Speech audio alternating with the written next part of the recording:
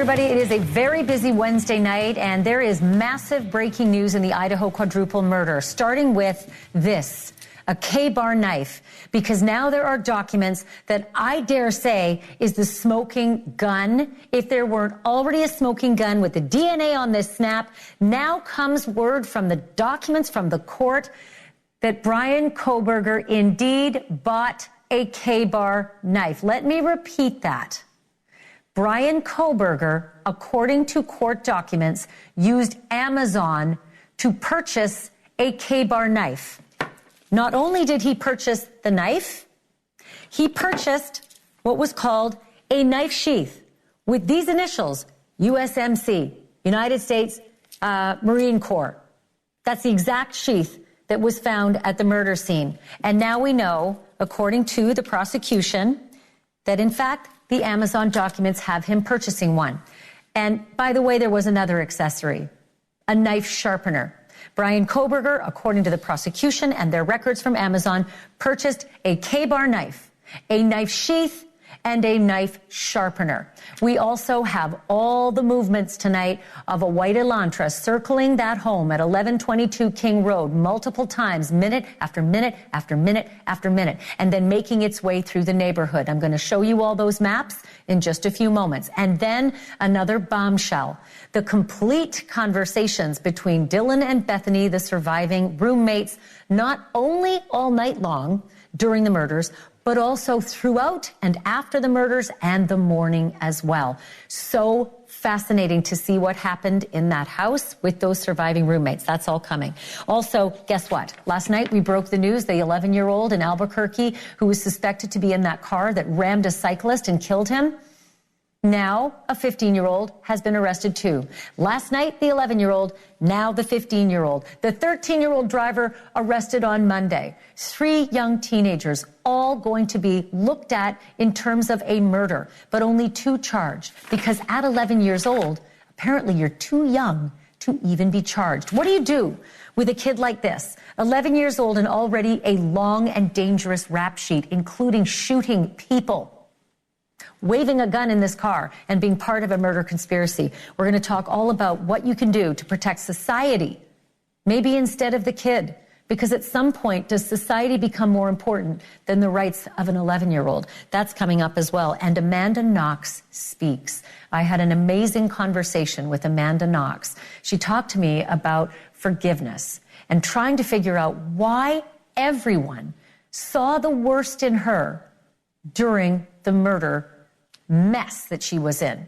Let's all remember, she spent 4 years in an Italian prison convicted of murdering her roommate, only for the Italians to figure it out and exonerate her. Yet still she lives with it. And her biggest questions, why me?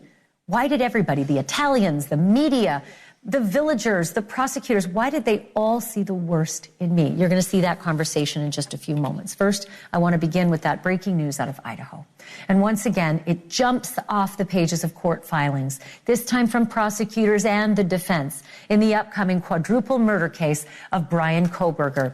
The technical reason for the pages tonight, the state is answering to Kohberger's request to throw out his Amazon activity. And there is damn good reason that his Amazon activity is problematic for him.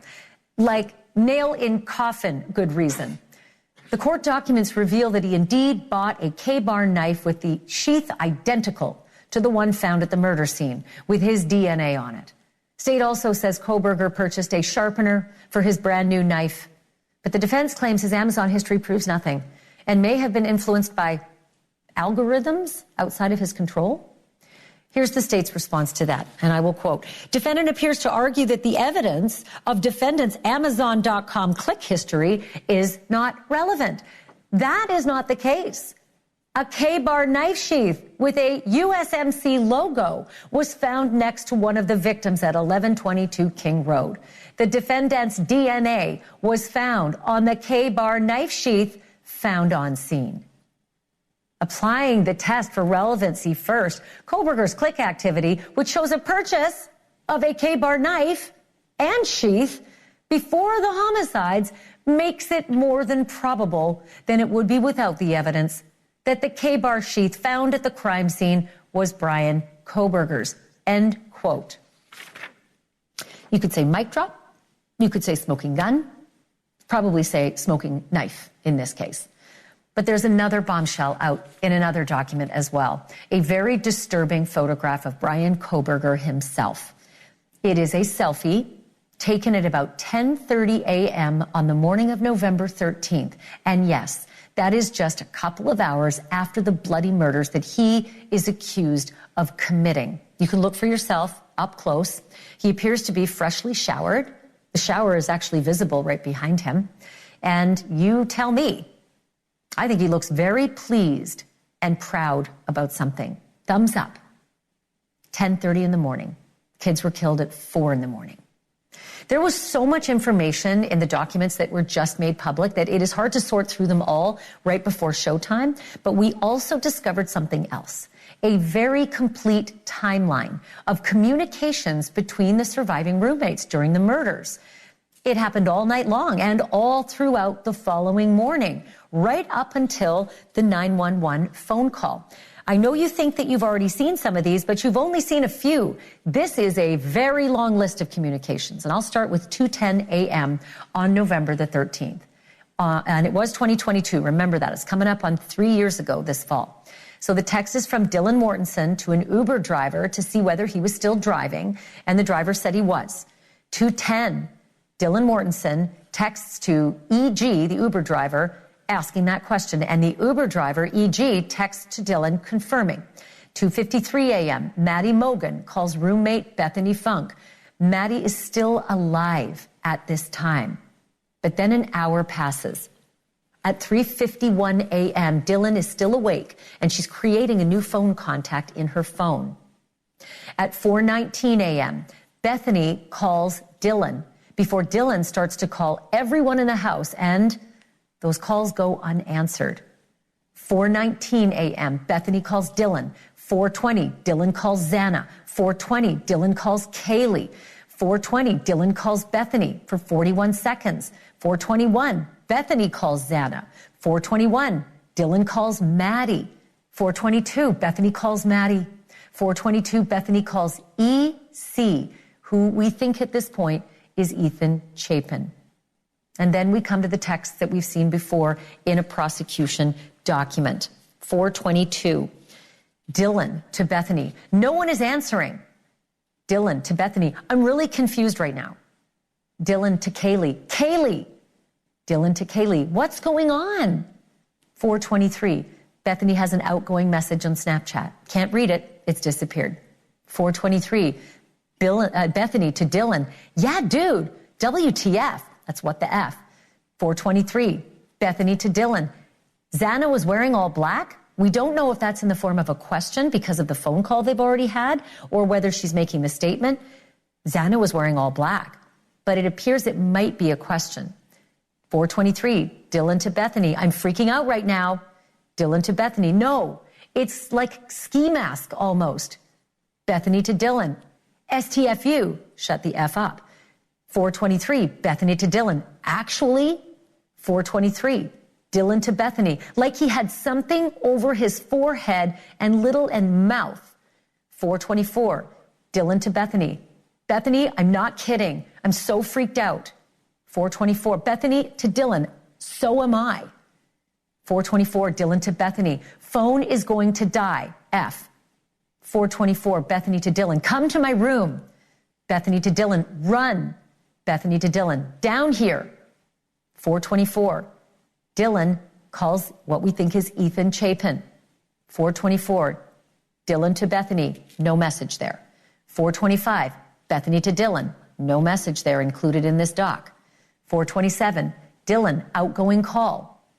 And sometime around now, it appears that Dylan goes downstairs and spends the night with Bethany in her room. 4:27, Dylan calls Kaylee.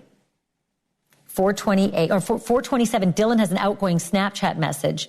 And then 4:27 again, outgoing Snapchat message, but we can't read them because they disappeared. 4:27, that's when Dylan calls Kaylee. 4:28, Dylan calls Xana. 4:29, Bethany calls Maddie. 4:30, Bethany calls Maddie again.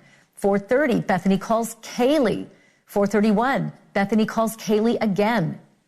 4:32, Dylan texts Kaylee, but the verbate is missing off this doc. 4:34, Bethany accessed Snapchat. 4:37, Bethany accessed Instagram. But less than 3 hours later, Bethany is the first one, it seems, to now be awake at 7:30 in the morning. So just stop there for a second and think about it. 4:37 is sort of the last time these girls seem to be at least awake and active. And by now we know that those 4 roommates had been knifed to death in their beds between 4 and 4:30 a.m. A lot of confusion. Let's go to the morning calls and texts and social media activity now. 7:30 in the morning, Bethany calls her dad. 8 in the morning, Bethany calls her dad again. 8 in the morning, Bethany calls another number. Then 8:01, Bethany calls home. 8:02, Bethany calls her mom. 8:09, Dad calls Bethany back. Meanwhile, by 8:05, Dylan is now back on social media and texting Maddie again in the morning. Again, now Maddie has been dead for about 4 hours. 8:05 to 10 a.m., that's almost 2 full hours. Dylan is on Instagram. Think about that. 8 a.m. until 10 a.m., Dylan is on Instagram. She's likely down in Bethany's room still. At 8:41, Bethany's taking pictures. At 9:04, Mom is texting Bethany. We don't know the verbate. At 10 a.m., Dylan is messaging, incoming and outgoing on Snapchat. 10:01 to 10:03, Dylan's now on Instagram again. And then she's on Indeed. And then she's messaging again on Snapchat, in and out, between 10:04 and 10:23. Then, 10:23, Dylan texts Maddie again. Think about this, guys. These girls are downstairs in Bethany's room. They're on Snapchat. They're on Instagram. They're checking their soch. They're texting back and forth, calling their parents. And then, again, trying to reach the roommates upstairs. They still don't seem to know what happened 6 hours before, just 1 floor up. 10:24 to 10:25, Dylan is again on Instagram. 10:30 to 10:45, Dylan's messaging, incoming and outgoing on Snapchat. About 35 minutes after that, at 11:21, someone identified as JM texts Bethany. Again, verbatim's missing here. We don't know what they said. 10:56, all the way till 11:29, so over a half hour, Dylan's on Instagram and messaging on Snapchat. At 11:29, Dylan again, texting upstairs to her roommate, Kaylee, but we don't know what the verbate is on that text. 11:29 to 11:32, Dylan's on Instagram again and messaging on Snapchat. 11:35, Dylan's on Yik Yak. 11:36, she's on TikTok. 11:37, she's messaging on Snapchat. 11:39 to 40, Dylan and her dad texting back and forth. Don't know the verbate there. 11:49, Bethany calls JM. 11:50, JM texts Dylan. 11:44 to 11:50. For 6 minutes, Dylan is on Instagram. At 11:50, Dylan calls who we think is Emily Aland. That's Hunter Johnson's girlfriend. And we think by now it was Hunter Johnson who found the bodies later after they called 911. 11:51, JM texts Dylan again. 11:51 to 11:55, Bethany and JM text back and forth multiple times. Again, we don't know what the verbate is on their texts. 11:54 to 11:57, Dylan is again on Instagram. 11:56, Bethany now calls 911. It is an astounding timeline. They seem to be completely confused about anybody upstairs being anything other than just unreachable. And then, bam, the 911 call. It is a lot to unpack, I know. Joining me now, NewsNation senior national correspondent Brian Enton, who's been covering this case since the very beginning. Brian, I know that literally up until this moment you have been going through these court docs, and I think you're still going through them. So there may be more shoes to drop. But let's start with what we know, and let's just start with that K-bar knife because, I felt like the biggest moment in this case was that they found the knife sheath. And then the second biggest moment was that they figured out DNA on the snap, that little spot here on the knife sheath, the thing that snaps it shut. That's where that little tiny speck of DNA was, and that it matched Brian Kohberger. But now we have him in court documents from Amazon buying a K-bar knife, a sheath, and a sharpener. Yeah, more than 100 pages of court documents came out just within the last couple of hours, and this was buried in the documents. And you mentioned it. I mean, this is a massive deal. This is a huge, huge piece of evidence, something very, very helpful to the prosecution. They are saying that between March 20th and March 30th of 2022, so that would be about 8 months before the murders happened, that Bryan Kohberger, through his Amazon account, bought the K-bar knife, bought the sheath, and also bought a sharpener. So what I thought was also interesting, and I may be, superimposing my thoughts over their documents here, but it felt to me that the prosecution was making its case by saying we did not cherry pick. We didn't cherry pick anything. What we did was we found a purchase of what was a murder weapon, similar to a murder weapon and a sheath. And also, we looked at other activity, and never did he seem to be a hunter. Never did he seem to be a fisherman buying this stuff all the time. It seemed to be just this one time that he bought this kind of weapon. Yeah, they looked at all of the activity, all of the Amazon activity for several different time periods leading up to the murders. And what's interesting is the way we found this out is there's filings going back and forth between the defense and the prosecution, because the defense is trying to get a lot of this Amazon information and Amazon activity thrown out. Obviously, I mean, now we know why. It's damning to Bryan Kohberger. So they've been saying, hey, the state is cherry picking, some of this stuff shouldn't be included. And in those filings back and forth, that's where this massive tidbit was, right, buried in the documents, that Bryan Kohberger had bought the knife sheath on Amazon. Sure will be interested to find out what his answers are to where is that knife that you proudly bought. It wasn't in any of, well, we don't know, but I didn't see it on a manifest of any of the search warrants at his apartment or in Pennsylvania. I didn't see a K-bar knife, a knife sharpener, or a knife sheath in anything that they were able to seize from all the places that they searched of his. So it would be interesting if this had nothing to do with anything, then where's your precious K-bar knife that you spent all that money on, on Amazon back in March? And he, better have a pretty good answer for that. Let me jump to that selfie. It just sent chills down my spine to see him showered up and giving the thumbs up and being super proud, looking freshly washed right in front of the shower. And this was exactly at, was it 10:39, that photograph that was taken? 10:31 a.m. 10:31. November 13th. So the day of the murders. The murders happened sometime around 4 a.m. This is 10:31 a.m. I was looking at it really closely. It looks like maybe he's in the bathroom, like in front of a shower, if you look closely. And this, again, was just sort of buried in these new court documents. We haven't really seen photos of him like this before, but they recovered this photo from his phone. And the reason that the prosecution is so interested in this photo is because of roommate Dylan's account that he had, that whoever came into their home had bushy eyebrows. That was one of the main things that she said. So this is apparently the photo closest to that time period of when the murders happened. And the prosecution wants to use this photo at trial to show the jury so they can look at this picture for themselves and decide whether or not, he's got bushy eyebrows.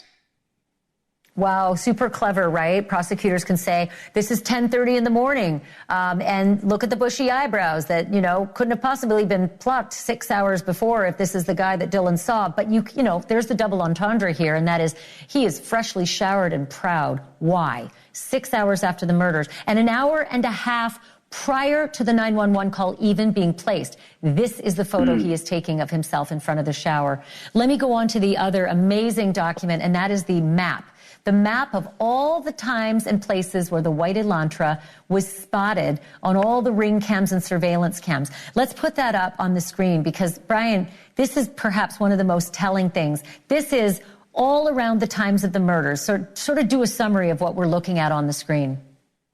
Yeah, this was fascinating to me for someone who's just been diving deep into this case since the beginning. These are all the times that the suspect car, the white Elantra, was spotted on surveillance camera. So that blue box on the left side, that would be near the crime scene, near 112 King Road. 3:30 a.m., 3:33 a.m., 3:38 a.m., 3:40 a.m., 3:56 a.m., 3:58 a.m. So those are all times that they're saying a surveillance camera saw the white Elantra just passing by the house. And then 4:04 a.m., one more. which is the time. Yeah, that's the big one, right? Yeah, 4:04 is the time that prosecutors believe that Kohberger went into the house to commit the murders and then left at 4:20 a.m. So it apparently took about 16 minutes. So those are all just the times that he was near the house. But if you look at those other boxes, and I won't read them all, but they have also traced him around that same time frame to these other surveillance cameras in the area,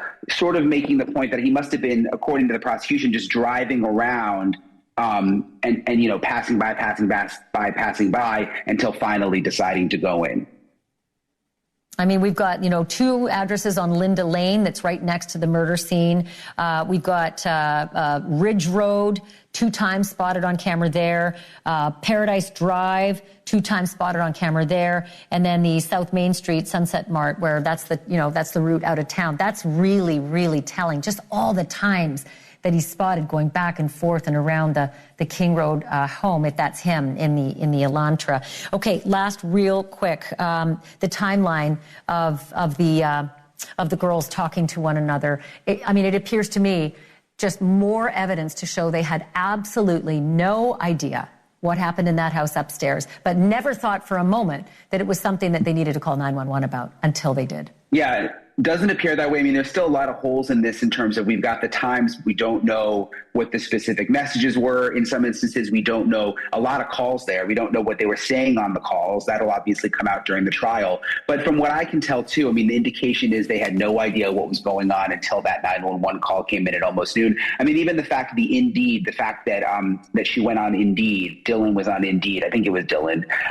That's like a job posting site. I mean, so you can't imagine she would be like looking for jobs, having known that something really, really awful happened to her roommates. And they didn't really sleep much either. I mean, I think there was like a 3-hour window there where they went dark essentially, but then she's up calling her dad, and just fascinating to see. I mean, you read them out. I mean, it's just so interesting.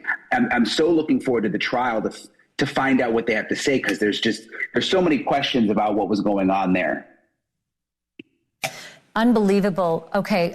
Brian Enton, thank you for all of this. I know it's just all been breaking. Just break into the show and let me know if you see something else as you comb through these brand new documents that have just dropped. I appreciate that. Thank you. I want to bring in now Steve Gonsalves. Steve lost his daughter, Kaylee, that tragic morning. We've talked a lot, Steve, over the course of this last 2.5 years, and it's been hard on you more than anybody, just with the gag order and hearing things that make you think there was a chance that maybe Brian Kohberger could beat the rap. You saw what I saw. You saw what Brian Enton just laid out. There is a knife purchase, there is a sheath purchase, a sharpener, and that selfie and that map. Tell me your thoughts as you see all this new evidence come out. We've been sitting on this one a little while. I'm glad. I mean, finally. I've always felt like anything coming out of the court that any of the fact finders are going to have to see is the safest thing in the world to show. You know, what could mess this up is a jury hearing all these YouTube people that just make up stuff and call speculation. Speculation is just another word for lying, creative lying or storytelling. But these are facts. So I don't know why we're 2.5 years into this trial or into this process that we're finally letting out the facts. But man, it feels good. It feels good to see the true fact and all the work and everything that these guys have done. I just wish we didn't have to wait 2.5 years to see it. The detail is remarkable, and the photograph of Brian Kohberger in front of a shower at 10:31 a.m., seemingly very proud. When was the first time you saw that? Just a few hours ago. You know, that's an FU to Idaho. I just went into your state. I just killed your kids in their beds, and you're not going to catch me. I'm just going to shower up here, clean off the last bit of the evidence, probably take the shower curtain. Who knows where that's at? But that's a challenge to Idaho. So I hope everyone from Idaho is paying attention, and we need to bring everything at this guy. Were you at all made aware that this massive document dump was about to happen tonight, and that we'd see the map, how many times the white Elantra was seen in front of your daughter's house, that we'd see that photograph, that we'd see the evidence, the purchase order for the K-bar knife sheath and the sharpener? Did you know this was coming? I didn't know when it was coming, but I've seen some of this footage before. I would suspect even the officer's seen some of the stuff. So I know how powerful it is. I know how good it is. I had no clue who I was looking at. I had no clue what I was looking at. I just seen cars. I seen a white Elantra. I seen it come and go. I didn't know what I was looking at. I didn't even know what the time of the crime line was, but it's just hard to sit on the truth for so many years and be told that you need to do everything to help the person who killed your daughter. You're supposed to help him. And it's like, yeah, it's very frustrating, because I just want the truth out, and I want people to see what the truth is. Stop listening to these idiots that think, speculation is evidence. It's not. It's absolutely not. What's coming out of the courtroom right now is evidence. And the fact finders, they'll decide if it's one way or the other, but it's still facts. I'll go one further. This is some of the strongest evidence I've seen yet, since they found the sheath and since they found the DNA on the sheath matched Brian Kohberger. I thought of you immediately, Steve. I thought, man, this is going to be good news for him, because all you want is a case that's strong. Am I wrong in what I imagined you'd feel like? Yeah. We were torn when this all happened, but I really wanted to embrace and love the community that I'm a part of. I wanted to say that we did everything right and we got the right guy. But then we just, this whole process, and I don't understand it, guys. I'm just a dad trying to rage through this to figure out how to get justice for his daughter. No, nothing holding me back. No rules, no nothing. I'm just trying to get the evidence and the truth for my daughter. So that's what I was doing. But now, 2.5 years later, I've learned there's an order of things and all this stuff, but it feels good to show and highlight all the hard work that the FBI did and Moscow Police Department. It feels good to see that, and it's just a little puzzling why we had to wait so long, but it feels like we're finally getting there, and some of these trolls can go find the bridge that they came from and return to it. As I often wrap up our interviews by saying that I wish your family peace and resolution and justice to all of this. I think we might be getting a lot closer to that as we start to see this case build. And I'm just so thankful, as always, that you'll join me and talk about these things. Best to your family, Steve. Thank you for this. Have a great afternoon. You too. We're going to continue to cover this. Brian Enton is still looking through all these documents as it's breaking news tonight, and I will bring them to you as soon as we find anything more. Meantime, I have other news, big news. Nobody wants to see an 11-year-old go to prison, and that includes the police chief in Albuquerque, New Mexico. But if someone too young for a PG-13 movie is a clear and present danger to society, shooting and even killing people at random, how should society respond? At what point does the community's safety outweigh the responsibilities we have to the child? We're going to dig into that after a break. Historic cities and unforgettable scenery with Viking. Unpack once and get closer to iconic landmarks, local life, and cultural treasures. Because when you experience Europe on a Viking longship, you'll spend less time getting there and more time being there. Viking, exploring the world in comfort. Breaking news, the 15-year-old boy who was wanted in the deadly and deliberate hit and run of a cyclist in Albuquerque, he has just been arrested in that city. He was the one said to be in the back seat of the stolen car last May, who was shooting this video with his phone while at the same time egging on the driver of the car, a 13-year-old, and suggesting he run down the 63-year-old cyclist who was riding his bike to work at 4:40 a.m. That 13-year-old driver was arrested Monday and made his first appearance in court today. A third suspect, The one seen waving a gun in the front passenger seat, that boy was arrested last night right before our show, and he is just 11 years old. You heard that right. He's 11. And last May, when this happened, he might have been actually 10 and just turning 11. Think back for a second to what you were doing when you were 11. Probably in 6th grade, maybe looking forward to your first dance or your first crush. You may have gotten braces or just gotten them off. Maybe you took part in a science fair or a spelling bee or a school play. But this 11-year-old had already 2 big-time arrests under his belt, all in 1 year. A month after the hit and run, he was a suspect in multiple burglaries, shootings, and stolen cars. But police had to let him go because he was too young to even be charged. He was too young to even be detained. Even now, accused of killing a cyclist intentionally, he's too young to be jailed for murder, like the other suspects. Authorities are struggling with what to do with him, and the clock is ticking. Soon they're going to have to book him or spring him again. I'm joined now by Jessica Garate, an anchor with our Albuquerque affiliate, KRQE. Jessica, this story is heartbreaking and maddening all at the same time. Let's start with the 15-year-old, where they found him and where he is tonight.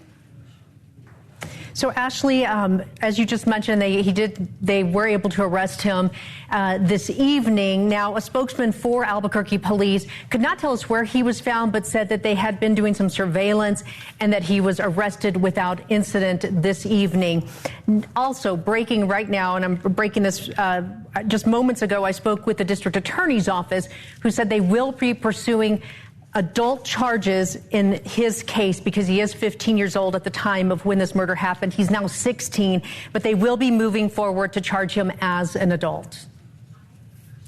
Well, I kind of expected that to happen, but also the quandary is the 13-year-old who was allegedly driving this killer vehicle.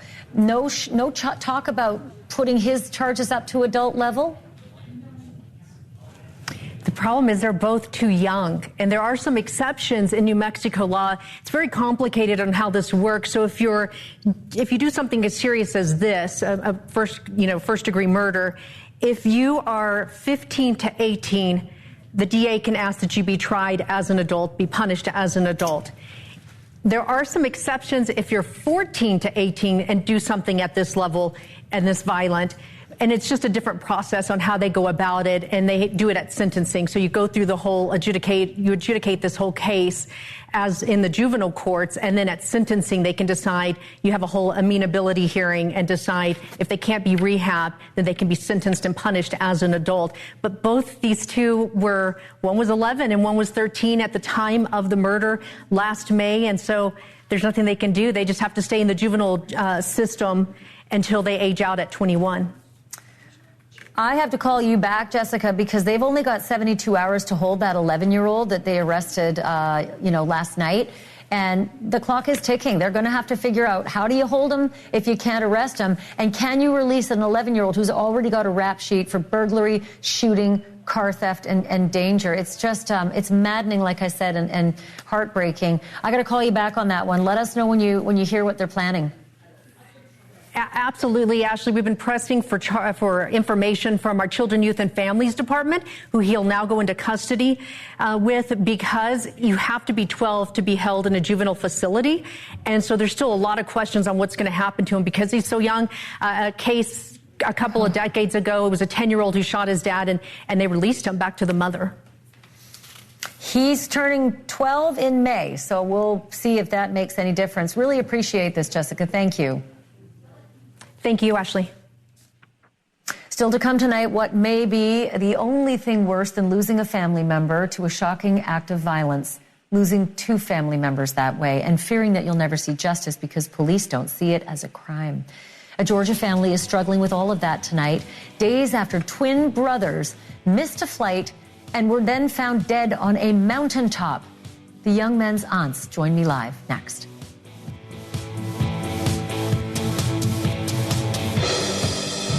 You realize you've got 4 mortgages on your house that you didn't even know existed.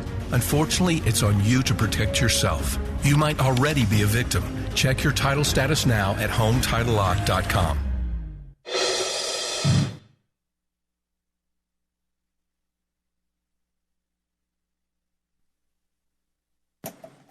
Apologies. They were both found dead 11 years ago, and they were twin brothers. It happened in the Atlanta area after the boys missed a flight, and the mystery begins there.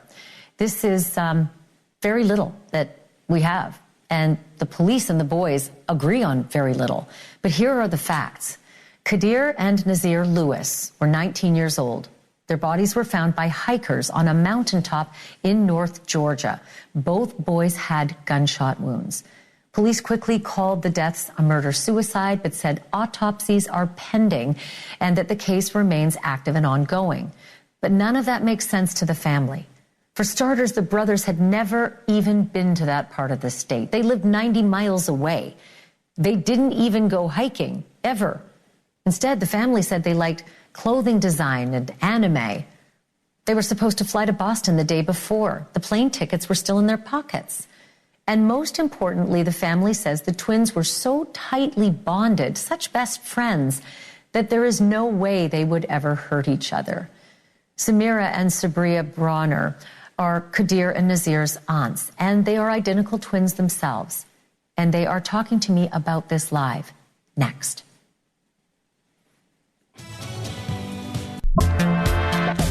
Deposit checks easily and send money quickly. That's convenience from Chase. Make more of what's yours. Kadir and Nazir Lewis were found dead on a Georgia mountaintop just before they were supposed to take a flight. The police say it was murder-suicide, but the family says not a chance. Joining me now are Samira and Sabria Bronner. They are Kadir and Nazir's aunts, and they themselves are identical twins. Thank you so much for being on tonight, and I am so sorry that your family is going through this.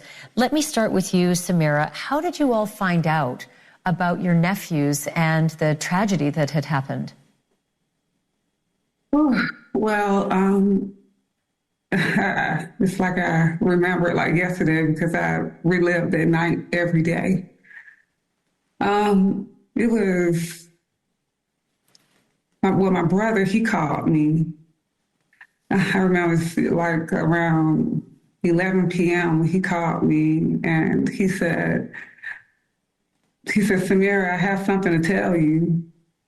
And I was like, what was going on? You know, he said the twins have been found on top of the mountains. And, you know, I was like, no, what? I couldn't process. It took me almost like 10 minutes to process. I'm like, no, not the twins. And we supposed, and that's when he found out by the stepmother, who is he's married to their biological father. And so the stepmother and my brother and I, we all went down to my sister job, who is the biological mother of the twins. And that's when she pretty much told her and laid the news to everyone. And we've just been devastated and traumatized since. Sabria, it's so strange that all these circumstances exist. They don't hike. This is 90 miles away. They were excited about the flight. They're not likely to have ever been in that area before. Did the police ever say to you why they had guessed that this was a murder-suicide rather than some other kind of foul play? Did they give a reason for that? No, it was no reason. It was very limited information. They didn't give us, like, no reason for any of this. Nothing, like, just wasn't making any sense.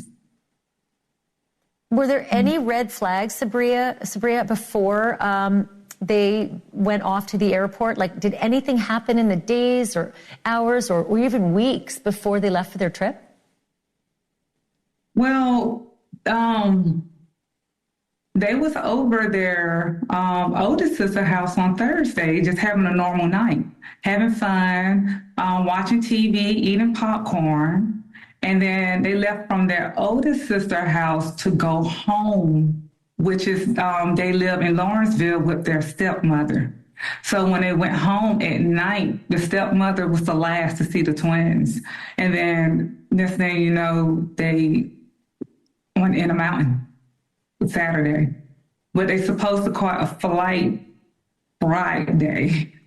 They supposed to call a flight Friday to go to Boston to see their friends. So I don't understand how they went from going to catching a flight. They went home in Lawrenceville.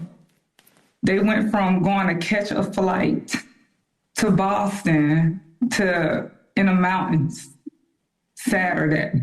I mean, it makes so little sense, especially since they were found with the tickets in their pockets. I mean, it's confounding. Please stay on this with us and call us and let us know when you hear more about this. They did say this investigation is still active and ongoing, so we will follow this story. And I really appreciate you both being on tonight. Thank you so much, Samira and Sabria. Thank you. Thank you. And we'll be right back after this break. So obviously we had so much breaking news tonight with the Idaho quadruple murder. If you missed the top of the show, wow. There is now a court document saying that there are Amazon records that Brian Kohberger bought a K-bar knife just like that, and a sheath just like that, and a knife sharpener. Not only that, a photograph of Brian Kohberger standing outside what looks like a shower, freshly showered and looking very pleased. And this is only a couple of hours after the murders, but about an hour and a half before the 911 call is even placed. That we found tonight. Also, text chains between the surviving roommates that show activity all night long and all into the morning. For that reason, folks, I'm going to have to give you the Amanda Knox story tomorrow. My conversation with her about her talking to the prosecutors in Italy saying, why me? Why did you all think the worst of me? I will bring that to you tomorrow. In the meantime, stick around. My colleague Cuomo's next. Chris Cuomo here. Welcome to NewsNation. See the game, my friends. Tens of thousands of pages from the JFK files have been released. So, do we know what the government discovered about who killed our president and who knew about the plot? I don't think so. We're still digging through tens of thousands of pages, but so far there's no real aha. President Trump made it sound like all truths would be revealed, didn't he? And yet so far the new boss feels like the same lack of transparency and therefore the same lack of trust as with the old boss. But at least we got something, okay? Unlike with Epstein,